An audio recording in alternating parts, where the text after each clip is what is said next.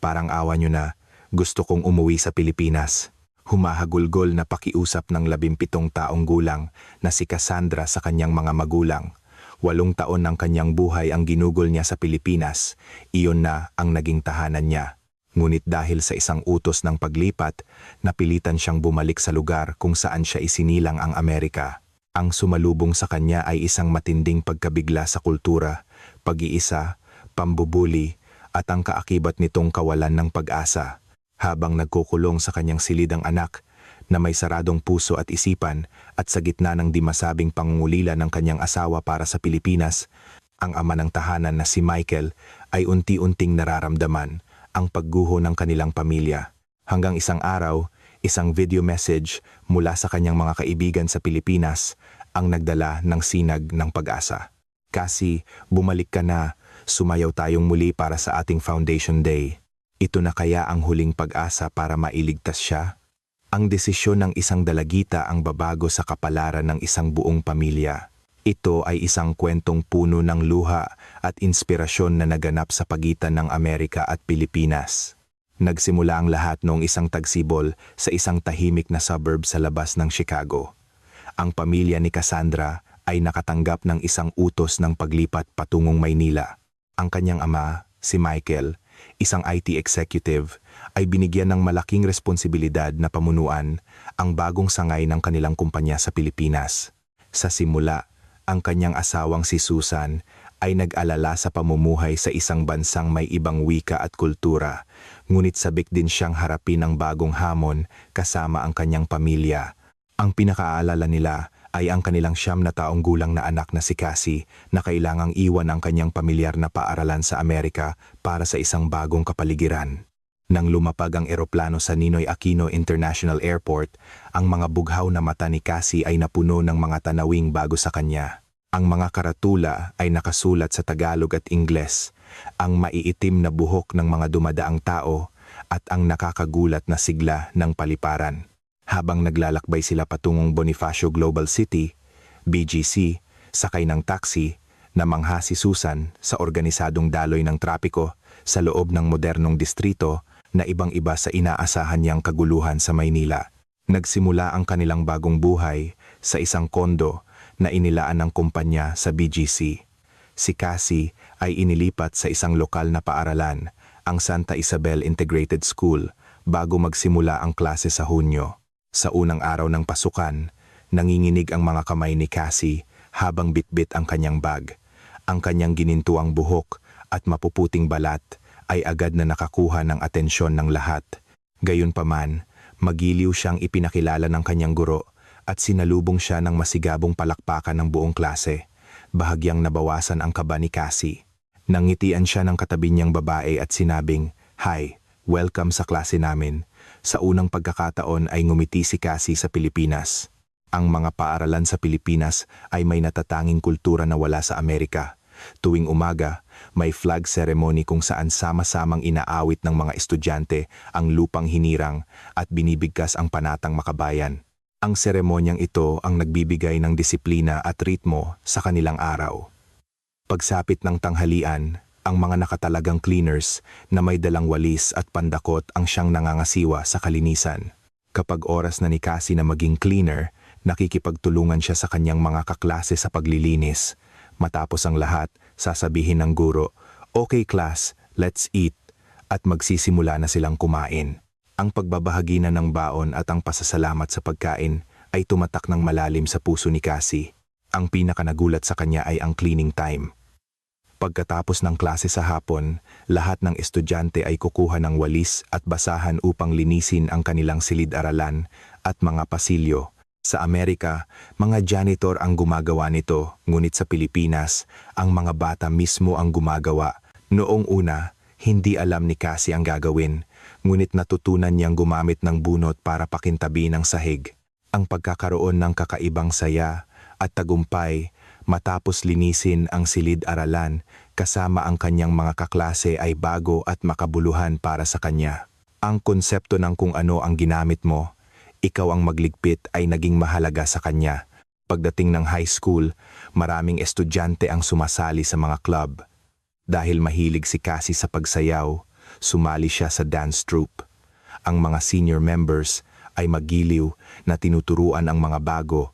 Pagkatapos ng ensayo, sinasabi nila sa isa't isa ang "great job guys" at nagtutulungan sa pagliligpit. Ang karanasan ng pagiging bahagi ng isang team na nagsisikap para sa iisang layunin ay bago para kay Cassie.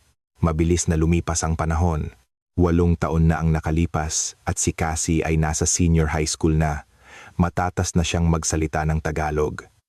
Sa dance troupe, nakilala niya ang kanyang pinakamatalik na mga kaibigan. Isa si Bea, ang presidente ng club masayahin, masipag at natural na leader. Ang isa naman ay si Jasmine, ang class president seryoso, maalalahanin at laging handang tumulong. Madalas silang magkakasama pagkatapos ng klase.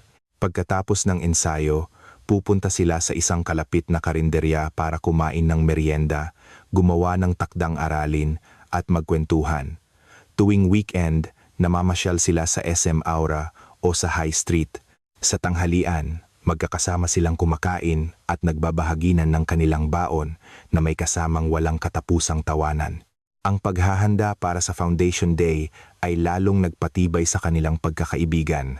Sama-sama silang nagpasya sa tema ng kanilang booth, nagtulungan sa paghahanda at nananatili hanggang gabi para matapos ang lahat.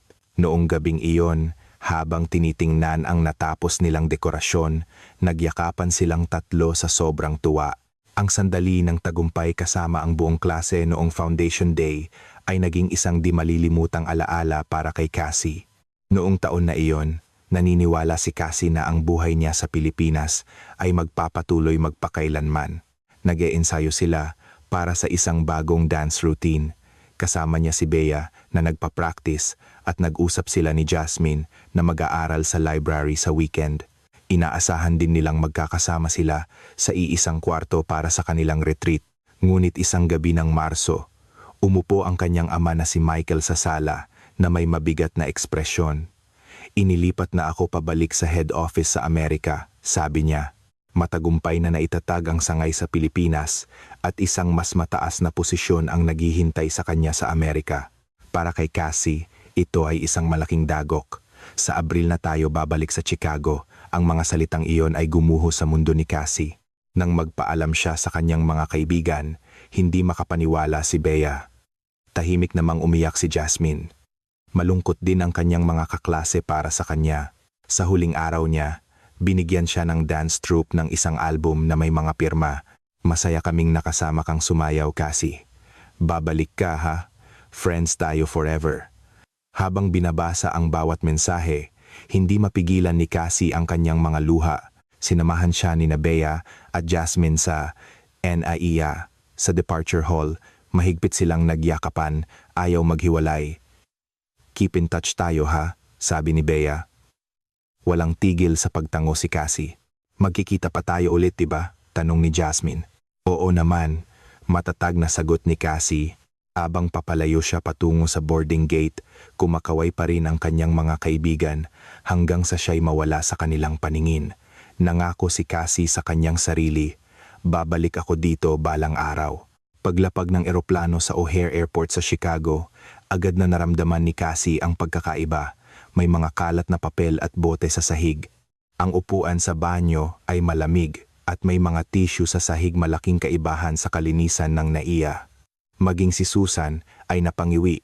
Sa baggage claim area, walang ingat na hinahagis ng mga staff ang mga maleta. Isa ang nahulog, ngunit walang humingi ng paumanhin. Ito ay isang tanawing hindi mo makikita sa Pilipinas. Habang nasa sasakyan pa uwi, lalong nalito si Cassie sa mga tanawin. May mga basura sa bangketa at graffiti sa mga pader. Nang huminto sila sa traffic light, isang lalaking marungis ang lumapit sa bintana para mamalimos. Agad na nilock ni Michael ang mga pinto at umiwas ng tingin. Ang realidad dito ay malayong malayo sa malinis at maayos na mga kalsada ng BGC. Gabi na, naisip ni Cassie na pumunta sa isang convenience store. Sa Pilipinas, kahit 9:00 ng gabi, ligtas siyang maglakad mag-isa. Ngunit pinigilan siya ni Susan. "Cassie, gabi na, huwag kang lalabas."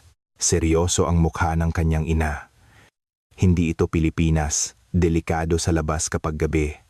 Ang mga salita ni Susan ay nagpakita ng malupit na katotohanan. Tumingin si Cassie sa labas, madilim ang mga ilaw sa poste at kakaunti ang mga tao. Noon niya napagtanto na ang kaligtasan na kinasanayan niya sa Pilipinas ay hindi umiiral dito. Kinabukasan, dinala siya ni Michael sa isang kalapit na convenience store. Inaasahan ni Cassie ang isang tindahan na tulad ng sa Pilipinas, ngunit ang nakita niya ay mga estanteng puno ng junk food at soft drinks. Walang mga sariwang rice meal o mainit na siopaw. Nang gusto niyang gumamit ng banyo, may karatula sa pinto na "For customers only" at nakalak ito. Ang tindero ay walang pakialam at nakatingin lang sa kanyang telepono. Pag-uwi, nahihirapan si Susan na magluto ng pagkaing Pilipino. Ang kalapit na supermarket ay walang patis o toyo. Kailangan pa nilang magmaneho ng kalahating oras papunta sa isang Asian store. Ang hapunan nila ay pizza at fries. Noon niya napagtanto kung gaano siya kaswerte sa Pilipinas, na araw-araw ay nakakakain ng masustansiyang pagkain. Bago kumain, bumulong si Cassie, "Kain na po tayo." Ngunit nagsimula ng kumain ang kanyang mga magulang. Ang kulturang iyon ay wala na sa kanilang tahanan. Lunes ng umaga, unang araw niya sa Riverside High School. Pagpasok niya, napansin niya ang mga metal detector at mga security guard na nag-iinspeksyon ng mga bag. Ito ay isang bagay na hindi niya naranasan sa Santa Isabel at nakaramdam siya ng kaba. Sa silid-aralan, walang pagbati ng good morning, walang anunsyo para sa araw, walang pagkakaisa. Naalala niya ang flag ceremony tuwing umaga sa kanyang dating paaralan, kung saan sama-sama silang nagsisimula ng araw. Bago magsimula ang unang klase, isang nakabibinging alarma ang tumunog. Akala ni Cassie ay fire alarm, ngunit ang mga kaklase niya ay kalmadong kumilos. Mabilis na nilock ng guro ang pinto, ibinaba ang mga blinds, at pinaupo ang lahat sa tabi ng pader. Habang nagtatago sila sa sulok sa dilim, bumibilis ang tibok ng puso ni Cassie. Bumulong ang katabi niya, "It's an active shooter drill." Inabot ng ilang segundo bago niya naintindihan ang ibig sabihin nito. Ito ay isang pagsasanay para sa posibleng pag-atake ng isang armado sa paaralan. Sa Pilipinas, ang mga drill nila ay para sa lindol at sunog, ngunit dito, ang pinaghahandaan nila ay pag-atake mula sa kapwa-tao. Pagkatapos ng 10 minuto, natapos ang drill at nagpatuloy ang klase na parang walang nangyari, ngunit ang takot ay nanatili kay Cassie. Sa tanghalian, natigilan si Cassie sa entrance ng cafeteria. Pizza, burger, chicken nuggets at fries halos walang gulay. Ang dessert ay mga matatamis na cookies at brownies. Ganito ba ang pananghalian araw-araw? Hindi siya makapaniwala. Habang naghahanap ng upuan, napansin niya ang malinaw na pagkakahati-hati ng mga grupo. Ang mga sikat na estudyante ay nasa pinakamagandang pwesto, ang mga atleta ay nasa gitna, at ang mga baguhan ay nasa sulok. Mag-isa siyang umupo sa isang bakanteng upuan sa sulok.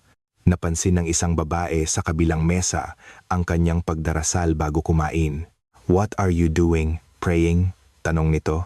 Namula si Cassie at sinubukang ipaliwanag na ito ay isang kaugalian sa Pilipinas, ngunit nawalan na ng interes ang babae. Ang simpleng pasasalamat sa pagkain ay tiningnan bilang isang kakaibang gawain.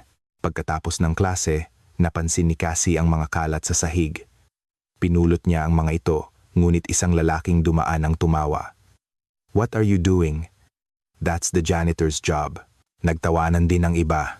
Ibinalik niya ang mga basura sa basurahan na may mabigat na damdamin. Sa Santa Isabel, ang paglilinis ay responsibilidad ng lahat. Gusto niyang bisitahin ang dance club, ngunit hinarang siya ng coach sa pinto ng gym. "Wanna join? Tryouts are next month." Hindi niya maintindihan ang salitang tryouts. Sa Santa Isabel Dance Troupe, lahat ay welcome, baguhan man o hindi. Ngunit dito, kailangan mo munang patunayan ang iyong galing. Habang naghihintay ng school bus, napansin niya ang isang lost and found box na may mga gamit na ilang linggo nang nandoon. Sa Pilipinas, ang mga nawawalang gamit ay agad na ibinabalik sa may-ari. Ang bus ay na-late ng 15 minuto nang walang paumanhin mula sa driver. Maingay sa loob, may mga kalat at may mga bakas ng sapatos sa likod ng upuan. Naalala niya ang kalinisan at kaayusan ng mga tren sa Maynila. Nang gabing iyon, tinitigan ni Cassie ang litrato nila ni Bea at Jasmine.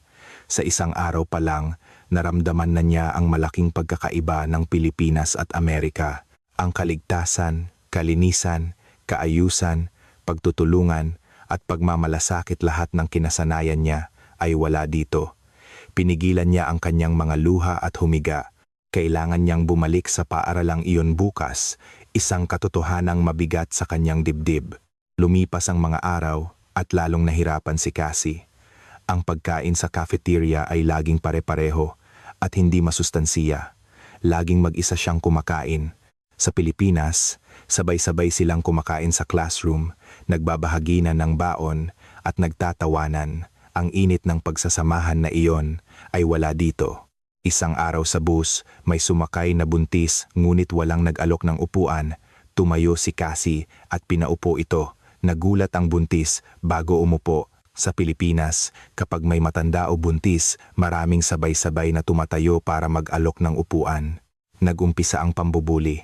Naririnig niyang pinag-uusapan siya. That girl is always alone. I heard she came from the Philippines. She does weird bows and stuff. Nagkukunwari siyang hindi naririnig, ngunit bumibilis ang tibok ng kanyang puso. Isang araw, nakasalubong niya ang isang guro at bahagya siyang yumuko bilang paggalang, isang kaugalian sa Pilipinas. Pinagtawanan siya ng mga nakakita. Look, she's bowing again. Trying to be Filipino? Namula ang mukha ni Cassie at mabilis na umalis. Pagbukas niya ng kanyang locker, may isang papel na nakasulat, "Go back to the Philippines." Nang gabing iyon, nakita niya ang isang post tungkol sa kanya sa social media. The weird transfer student at Riverside High, acting all Filipino. So funny. May kasamang litrato ng pagyuko niya sa guro. Puno ng masasakit na komento ang post. So gross. Why did she even come to America? Wannabe Filipina. Basa na ang screen ng kanyang telepono dahil sa kanyang mga luha. Kinabukasan, naging mas malala ang lahat. Iniiwasan siya at kapag papasok siya sa isang silid, tumitigil ang usapan at lahat ay nakatingin sa kanya. Sa PA, class, huli siyang napili sa team at hindi pinapasahan ng bola. Naramdaman niya ang sakit ng pagiging invisible. Umuwi siya at naisip ang kanyang mga kaibigan sa Pilipinas. Siguro ay nasa dance practice sila ngayon. Siya lang ang naiwan sa malamig na lugar na ito. Gusto kong umuwi sa Pilipinas. Ang kaisipang ito ang bumalot sa kanyang puso't isipan. 3 buwan matapos bumalik sa Amerika, tumigil na si Cassie sa pagpasok. Nagsimula siya sa mga dahilan tulad ng sakit ng ulo hanggang sa wala na siyang pakialam. Nagkukulong na lang siya sa kanyang madilim na silid, nanonood ng mga video tungkol sa Pilipinas, mga tanawin sa Maynila, mga dokumentaryo tungkol sa buhay ng mga high school student. Tinitingnan niya ang mga social media post ni Bea at Jasmine at tahimik na umiiyak. Napansin ni Susan ang pagbabago ng kanyang anak. Siya mismo ay nangungulila na sa Pilipinas sa mainit na pakikitungo ng mga kapitbahay sa maayos na lipunan. Gabi-gabi, binubuklat niya ang kanyang Tagalog textbook, umaasang makakabalik sila balang araw. Sinisikap niyang magluto ng pagkaing Pilipino bilang pag-alala. Si Michael naman ay abala sa trabaho. Bagamat alam niyang hindi na pumapasok si Cassie, inisip niyang pansamantala lang ito. Isang gabi, sinabi ni Susan, 1 buwan nang hindi pumapasok si Cassie. Kailangan niya lang ng panahon para masanay. Sagot ni Michael. Ang kawalan niya ng pakialam ay ikinagalit ni Susan. Isang gabi sa hapunan, hindi na napigilan ang tensyon. Cassie, hanggang kailan ka magkakaganyan? Tanong ni Michael. Hindi ako makakapasok, mahinang sagot ni Cassie. Bakit? Dahil hindi ako para dito. Anong ibig mong sabihin? Amerikana ka, sigaw ni Michael. Hindi, sagot ni Cassie na puno ng luha. Sa Pilipinas ako lumaki, ang Pilipinas ang tahanan ko. Tumigil ka na, sigaw ni Michael. Trabaho lang ang dahilan kung bakit tayo nandoon. 8 taon tayong nanirahan doon. Buhay natin yon. Gusto kong umuwi sa Pilipinas. Sigaw ni Cassie bago tumakbo sa kanyang silid. Hinarap ni Susan si Michael. Wala ka talagang naiintindihan, no? Ako rin, gusto kong umuwi sa Pilipinas. Miss na miss ko na ang Pilipinas, ang mga mababait na tao, ang ligtas na syudad. Dito, hindi ako makatulog sa gabi. Ang anak natin ay binubuli. Kung magpapatuloy ito, masisira si Cassie. Hindi ko na ito kaya, sabi ni Susan, umiiyak. Ang bahay ay napuno ng mabigat na katahimikan. Narinig ni Cassie ang pag-aaway ng kanyang mga magulang. Dahil sa akin, nasisira ang pamilya. Naisip niya, sa gitna ng kawalan ng pag-asa, isang araw, nakatanggap si Cassie ng isang mensahe mula kay Bea. Cassie, okay ka lang? May video kami para sa'yo. Binuksan niya ito. Nasa screen ang pamilyar na dance studio ng Santa Isabel. Cassie, kumusta ka na? Masayang bati ni Bea. Nag-aalala na kami sa'yo, malambing na sabi ni Jasmine. Tumulo ang luha ni Cassie. Alam mo ba, sa susunod na buwan na ang foundation day namin. Sabi ni Bea. Sasayaw kami sa stage. Yung kanta na sinayaw nating tatlo. Last year. Pero, malungkot na sabi ni Jasmine. Parang may kulang kapag wala ka. Kaya please Cassie, sabi ni Bea. Bumalik ka at sumayaw kasama namin. Sumunod na lumitaw sa screen ang kanilang guro, si Mrs. Reyes. Cassie, kumusta? Miss ka na ng lahat dito. Inaasahan namin ang pagbabalik mo para sa Foundation Day. Paulit-ulit na pinanood ni Cassie ang video. Ang ngiti ni Bea, ang malambing na tingin ni Jasmine, ang mainit na salita ni Mrs. Reyes lahat ay umantig sa kanyang puso. Nang gabing iyon, lumabas siya ng kanyang silid. Dad, Mom, may sasabihin po ako. Pakiusap, payagan niyo akong pumunta sa Pilipinas. Para sa Foundation Day, paliwanag niya, gusto nilang sumayaw ako kasama sila. Hindi pwede, maring sabi ni Michael, may klase ka dito, pero hindi na ako makapasok sa eskwela. Nanginginig na sabi ni Cassie. Walang lugar para sa akin dito. Pero sa Pilipinas, may mga naghihintay sa akin. Dapat siyang pumunta, sabi ni Susan, nakatingin sa kanyang asawa. Kailangan ni Cassie ang Pilipinas. Bilang pamilya, hindi ba dapat tulungan natin siya? 10 araw lang, pakiusap ni Cassie. Para lang sa Foundation Day, tumingin si Michael sa kanyang umiiyak na anak. Sasama ako sa kanya, sabi ni Susan. Hindi ko siya hahayaang mag-isa. Bumuntong hininga si Michael. Sige, 10 araw. Pero pagbalik mo, kailangan mong pumasok sa eskwela. Pangako? Pangako po, masiglang sagot ni Cassie. Niyakap siya ni Susan. Sa wakas, isang sinag ng pag-asa ang pumasok sa kanyang madilim na mundo. Mula sa araw na iyon, nagbago ang buhay ni Cassie. Binuksan niya ang mga kortina ng kanyang silid. Paulit-ulit niyang pinanood ang mga practice video na ipinadala sa kanya. Sa kanyang silid, nagsimula siyang sumayaw sa harap ng salamin. Gabi-gabi, nagvi-video call sila ni Bea at Jasmine. Nagbago rin si Susan. Inilabas niya ang kanyang Tagalog textbook at nagsimulang mag-aral muli. Sa kusina, sinubukan niyang magluto ng sinigang, adobo at iba pang pagkaing Pilipino. Ang sarap, lasang Pilipinas, masayang sabi ni Cassie habang kumakain. Si Michael ay tahimik na nagmamasid. Kahit hating gabi na siya umuwi, naririnig niya ang musika mula sa silid ni Cassie. Ang kanyang pamilya ay unti-unting sumusulong. Araw ng kanilang pag-alis, sa O'Hare Airport, biglang tumunog ang telepono ni Michael, ang kanyang boss. Pagkatapos ng tawag, bumalik siyang may mabigat na mukha. Nagkaroon ng malaking problema sa sistem ng kumpanya. Kailangan kong bumalik agad. Paano?